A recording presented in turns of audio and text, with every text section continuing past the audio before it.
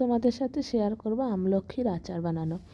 তাই এই শীতের সিজনে মোটামুটি সবারই কম বেশি সর্দি কাশি ঠান্ডা লাগে, কাশিও হয়। তা তোমরা এইভাবে একবার আমলক্ষীর আচার বানিয়ে খেয়ে দেখো, মানে ঠান্ডাটাও কম হবে আর কাশিটাও কমবে আস্তে আস্তে। তা মোটামুটি আমরা সারা বছর কিছু না কিছুর আচার বানিয়ে খাই, তা আমলক্ষীর আচারটাই ঠান্ডার সময় একবার, যদি আমার রেসিপিটা ভালো লাগে একবার বানিয়ে খেয়ে দেখো। তা প্রথমে আমলকিগুলোকে দেখো সিদ্ধ করে নিয়েছি, নিয়ে আমলকির দানাগুলোকে ছাড়িয়ে নিয়েছি ভালো করে। নিয়ে দেখো আমলকিগুলো রেখেছি পাশে। তারপরে কড়াইতে সামান্য একটু সরষের তেল দিয়ে তার মধ্যে পাঁচফোড়ন আর মৌরি ফোড়ন দিয়ে নিচ্ছি। দিয়ে একটু মৌরিটা একটু ভাজা ভাজা হলে তারপরে আমলকিগুলোকে দিয়ে হালকা করে ভেজে নেব, ভালো করে ভেজে নিতে হবে। এবার আমলকিকে বেশি না থেতো করা যাবে না, তাহলে আমলকির যে কষটা সেটা বেরিয়ে আসবে। আমলকি যদিও সিদ্ধ করে নেয়, তা হালকা হালকা করে ভেজে নিচ্ছি। তা আমরা ধরো গরমের দিনে আমের আচার খেয়ে থাকি, চালতার আচার, এই শীত পড়ছে এবার কুল যেহেতু সিজন এসে গেছে, কুলের আচারও খাবো। কিন্তু এই আমলকির আচারটা না শরীরে ভালোই উপকারের কাজে লাগে, শরীরের জন্য ভালোই উপকার হয়, ঠান্ডার দিনে তো আরও ভালোই। দেখো আমলকিটাকে ভেজে আমি সরিয়ে নিয়েছি। সেই কড়াইয়ের মধ্যে আমি গুড় দিয়ে দিয়েছি, 2 খণ্ড গুড় দিয়েছি।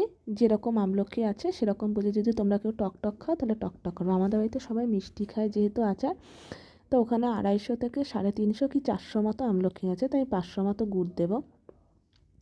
প্রথমে অল্প গুড় দিয়ে নিয়েছি আর একটু লো ফ্লেমে দিয়ে নিয়েছি, যাতে গুড়টা একটু গলে, একেবারে যাতে চিট না হয়ে যায়। দেখো আমি টুকরো টুকরো করে আরও গুড় ওর মধ্যে দিচ্ছি, দিয়ে একদম কোনো দানা দানা থাকবে না, একদম পুরো গুড়টাকে গলাতে হবে, কোনো জল দিয়ে গলাচ্ছি না, এইভাবেই গলাবো। মানে আগুনের তাপেই গুড়টা গলবে। তো দেখো গুড়টা যতক্ষণ না গলবে ততক্ষণ দেখো পুরো এখনও চাকা চাকা রয়েছে বলে আমি ভাজা আমলকিগুলো দিইনি। দেখো নাড়িয়ে নিচ্ছি ভালো করে, যাতে ভালো করে গুড়টা একদম পুরো গলে যায়।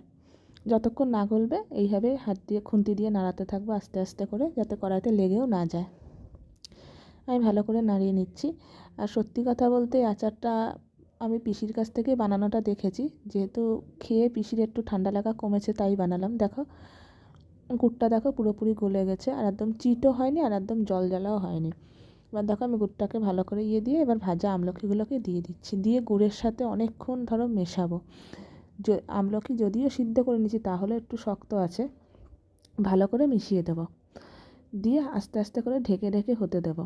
আর আমলকি থেকে নিজস্ব জল আছে বলে আর জল দিতে হবে না, গুড়ের থেকেও জল বেরোবে যতটা জাল দেবো। দিয়ে দেখো ভালো করে নাড়াবো। তার মাঝখানে ভিডিওটা করা হয়নি, তখন ভাজা মশলা করে রেখেছিলাম, ধনে গুঁড়ো, জিরে গুঁড়ো, শুকনো লঙ্কা, তেজপাতা, দারচিনি, এলাচ, লবঙ্গ।